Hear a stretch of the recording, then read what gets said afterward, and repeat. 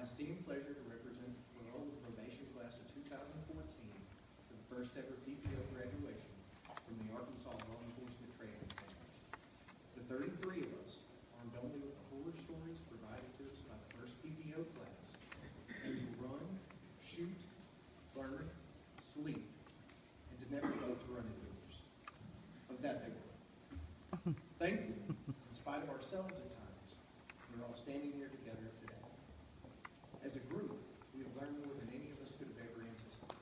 The coursework, policies, procedures, rights, and how not to get shot was made easy by caffeine infused overnight study sections and Spencer's amazing notebooks. Despite a few hiccups and a few disappearing rounds, we all managed to follow around the range with flying bullets.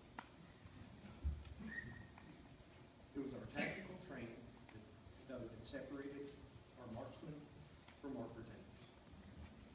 We learned to destabilize, disarm, and turn our fellow officers into acrobatic ragdolls, all in the name of self-defense. If defensive tactics and gun retention didn't leave you battered and bruised, you needed a better partner. The EVOC training was a resounding success. Our unanimous favorite revealed both the heavy-footed and our more timid turners. Unfortunately, it also uncovered the prejudicious nature of a few of our classmates towards defenseless orange cones. We all, with the exception of the two Pine Bluff guys who had the same doctor, got an opportunity to channel our inner wisdom. Though our 15 minutes of fame was more like 3, our Stooge-inspired rhyme that included wailing blindly at one dark mass and shooting in the general direction of another proved to be one of the strongest bonding moments of the entire 6 weeks. Thank goodness the cameras didn't follow us around the corner.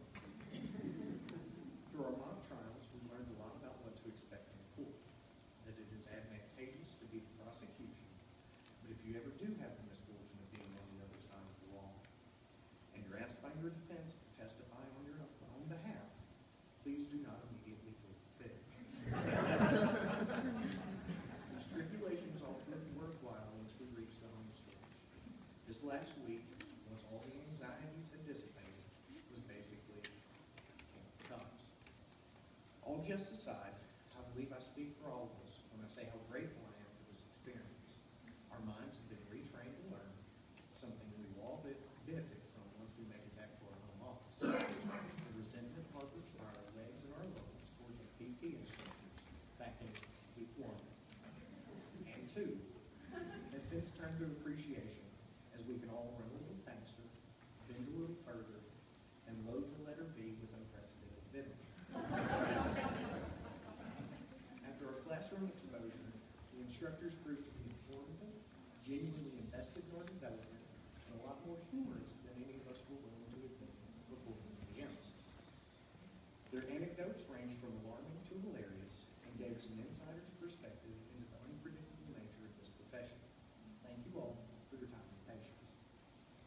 Thanks also to the kitchen staff for keeping us on our toes with their culinary creativity and for encouraging smiles every morning and evening. And my personal thanks for exposing me to tilapia. That's one tasty fish. One question. What do we have to do to get beanie weenies added to the menu? I can refer you to Miss Maskell and Hector Resident. The unheralded group of trustees, thank you for your craftsmanship, your late-night junk food, your insights, and to Mr. Grant for his voracious chess matches. We understand that you are largely responsible for keeping this place running like a well-oiled machine, and we wish you nothing but the best moving forward. I'd like to thank each of our home offices for this opportunity. I can guarantee you made the most of it, but thank you for trusting us to represent. Hopefully we didn't disappoint. And please, feel free to treat us like real employees, not just copy machine attendants. And most importantly, commendation to our families for their continued encouragement for a month and a half, for allowing us to miss birthdays, anniversaries, and even the Super Bowl as we pursue our careers, for encouraging us to leave promptly on Sundays, for accepting our senior citizen sleep schedules, and for loving us in spite of our oath to hold even you accountable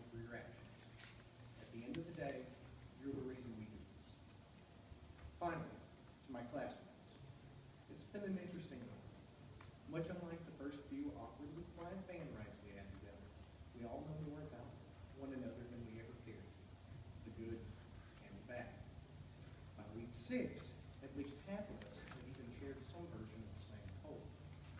The motivation and encouragement expressed to your fellow officer, man, that sounds good, officer, has been admirable. We were able to find humor in the mundane and never for a single shell or cell quelled our competitive drive. I'm esteemed to share this badge of honor with each of you.